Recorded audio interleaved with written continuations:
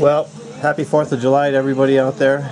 Let's not forget what this holiday really represents. It's the independence of our country from tyranny, and the way things are going recently, it looks like we need another Independence Day. Get our country back in our hands again and out of the hands of those who oppress us. But anyway, let's not go there because we could talk for hours. Today, I've got one last piece of kia cook available. And I think I'm going to just go at it. I got to do something today. Grill over here. I got some burgers cooking on the grill right now. Got a good old Sam Adams going. Good tunes on the radio.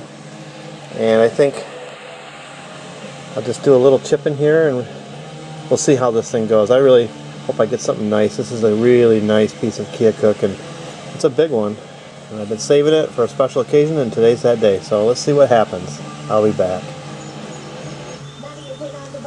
About the only thing that really likes all this rain and the nasty weather we've had is my garden. That's doing really well. Got some corn in here. These are all my tomatoes and some green onions, and there's lettuce there, and those are my zucchinis and yellow squash, and a few pepper plants here. These aren't the peppers of death that Paleoman is passing around. These are just regular bell peppers. And some beans here, and these are my cucumbers. So, haven't had to water the garden in probably 3 weeks. I won't have to the way it's going now. This ground's saturated, so at least the garden's happy. Yeah, the marigolds are enjoying the rain too. Let's see what's going on with these burgers here. Oh, I'd say those are ready to eat. I think I'm going to snag them off there, take them into Mrs. Paleoman, and I think we'll have our little 4th of July lunch. It's just her and I today. Kids are all busy on doing their own things, and of course they don't live here anymore. But yeah, it's just going to be a real cozy little 4th of July celebration for her and I. So here's looking out at the dreary rainy day, but it's still summer and you can't beat that. Okay, here we are a little further down the road with this blade. This is still a big piece.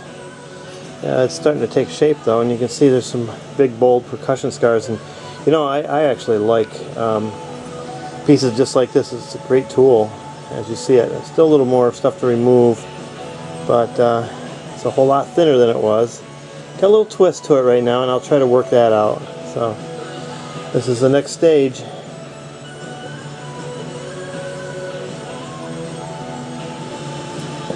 Well, here it is. This is what it became.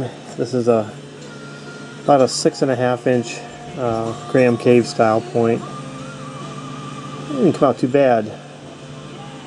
Decently thin.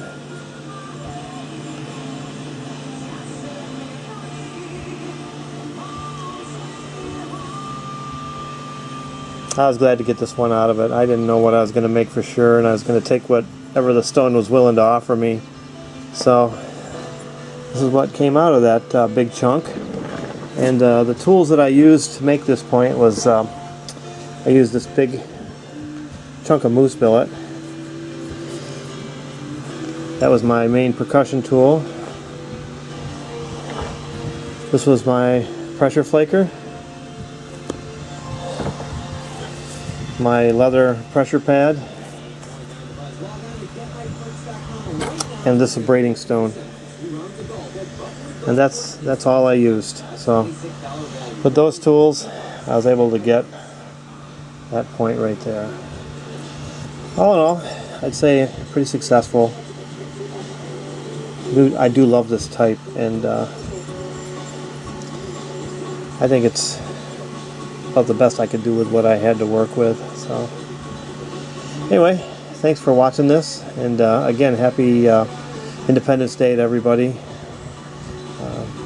Don't forget to love your country as much as you can, and don't think of our country as politicians. Think of it as the good people that make up this country, and we'll do all right.